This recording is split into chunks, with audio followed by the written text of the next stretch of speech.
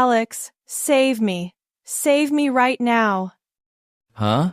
It's barely morning and you're already giving off fleeing from debt collectors' energy? Not debt collectors. I'm escaping. Housework. Ah, the invisible enemy with final boss level power. Exactly.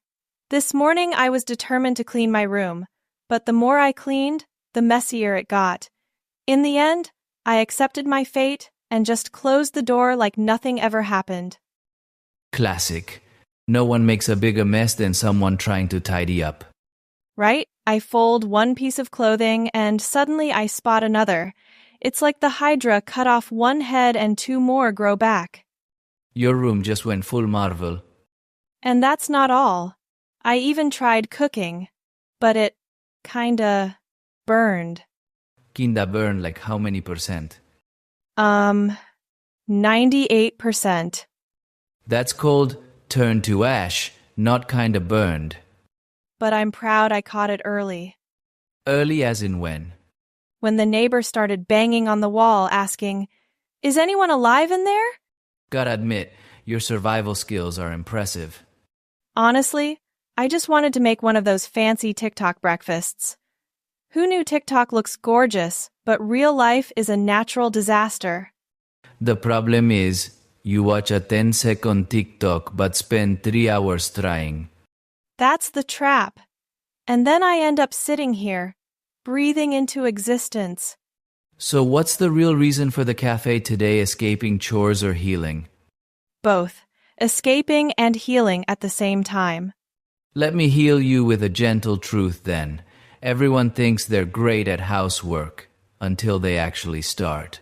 That's way too accurate. Hey, Alex, what about you? What did you do this morning? I took a 20-minute hot shower. Sounds luxurious, but what's so bad about that? The horror came after when I realized I'd forgotten to bring a towel. Haha, so what did you do? Stood there shivering, reaching for the cabinet door while water dripped in slow-motion thriller style. Why didn't you just call someone? I live alone. If I yelled, the only thing answering would be the wall. True, everyday life grows us up in the weirdest ways. Exactly. People love saying growth comes through hardship. Mine comes from forgetting towels. Mine from failed room cleaning. We're living so realistically and humbly. At least we get to share it, like cafe therapy.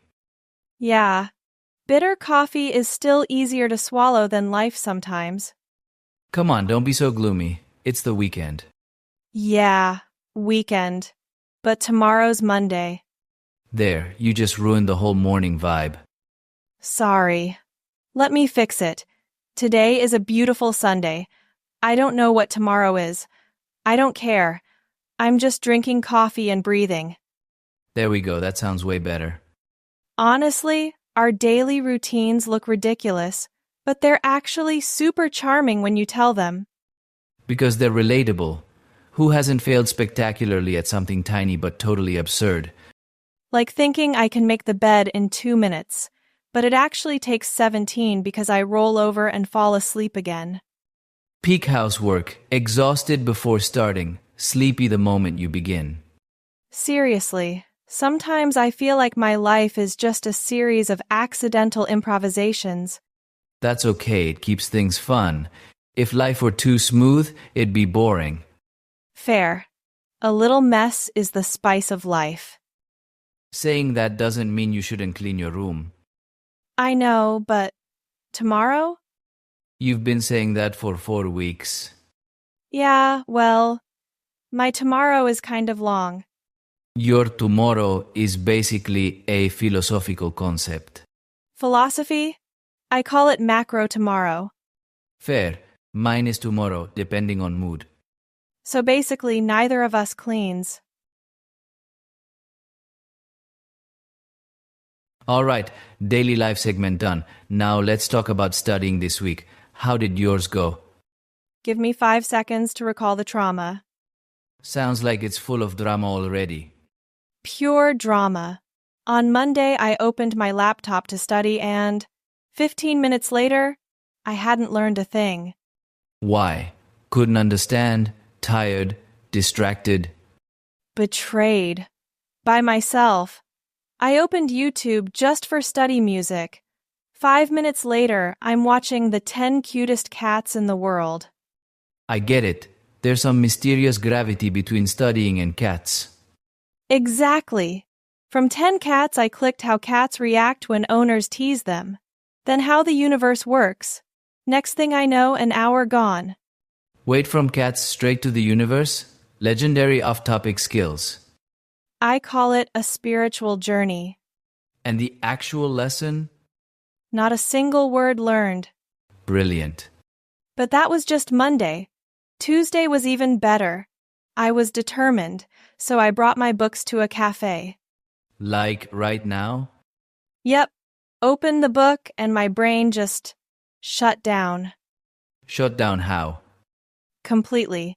I'd read one line and my brain would go, "Nope, not going in. Emna, go back to sleep." Your brain is brutally honest. The problem, I sat there for 2 whole hours, and the only thing I accomplished was writing the lesson title. Aha, 2 hours just for the title? Yeah, but the title looked gorgeous. Blue pen, yellow highlighter, like a movie poster. Won't study, but boy do you nail the aesthetics. That's called productive procrastination. You're a master at justifying it. What about you? How was studying this week? I don't even want to say. Tell me. I need to hear someone else's failures to feel normal. Fine. Wednesday I decided to start studying at 8 p.m. But first I thought, let me tidy my desk. 2 hours later. From slightly messy to even messier, right? No, from slightly messy to super neat. Then I got so tired I went straight to bed. So the whole evening you studied a desk. Exactly. But the desk looked amazing, you should see it. Spot on. Then Thursday, I tried again, set a goal of 3 chapters. We have something in common. When we can't study, we do things that look helpful but actually achieve nothing. Results? I managed. The first page of chapter 1. Hey, progress! At least you studied no cat videos this time. No, I got sidetracked reading book reviews instead. Reviews are for deciding what to buy, not for the book you're already supposed to study. Exactly. Ended up buying a new book and abandoning the old one. Peak avoidance. This week's studying completely defeated me. You think studying during the week is simple, but it's actually an endless war.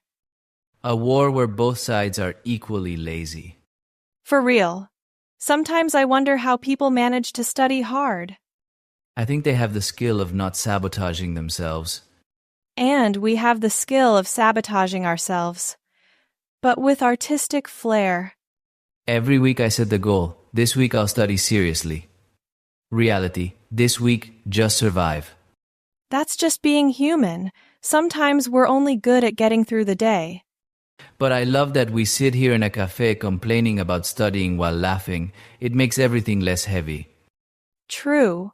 I may not have studied much, but at least I don't feel alone. Exactly. We fail as a team. Laughs. Like a real squad. Lazy Study FC. Wow, that sounds professional. We'll print team jerseys someday. Slogan. We don't study, but we talk a lot. Perfect team spirit. All right. Enough studying talk. Let's switch topics before my brain hurts. Random chit-chat, maybe? Yes, random chit-chat is the true love of weekends. Got anything? Oh yeah, tons of tiny dramas. Like this morning, a little kid walked past eating ice cream. Wind blew whoosh, the ice cream fell on the ground. Oh, the most heartbreaking scene in the world. Totally. The kid froze for 5 seconds, then looked up at the sky like asking the universe, "Why me?" I know that feeling, like when you're enjoying great coffee and accidentally knock it over. Exactly, joy is fleeting. But what happened next? Did the kid get a new one? Yep. Mom saw the sad face and bought another. I was standing nearby and felt happy just watching. See, those little moments are genuinely adorable. Your turn. Anything fun? Yesterday at the supermarket, I saw an old guy arguing with the self-checkout machine. Arguing with a machine? Yeah. He kept scanning and it kept erroring, so he goes, "I'm trying to pay, not steal. Why are you making this hard for me?" I was behind him dying of laughter. Technology sometimes makes people lose it in the cutest way. But the guy was hilarious. After 3 failed scans, he just started venting to the machine. Those machines probably get cursed at every day. Probably. At least it doesn't talk back. If it did, that would be amazing. Dear customer, please calm down. I'm trying my best too. Laughs. I'd go to the supermarket daily just for the show. Oh, I had another socially awkward moment this week. What now?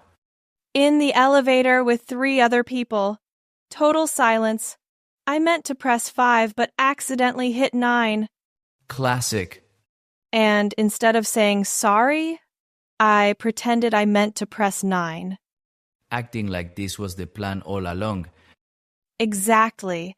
When the doors opened on 9, I just stood there like I was waiting for an invisible person to get in. How did the others react? Dead silent. But I swear they were thinking, what's happening? Doors closed. I pressed 5 again. Wanted to disappear into the floor. If I'd been there, I wouldn't have been able to hold in the laugh. That's why I only told you. Hey, Emna, real question, do you ever talk to yourself? Yes. How many times a day? Depends on the mood. Sometimes 3, sometimes 10. So you're your own best friend.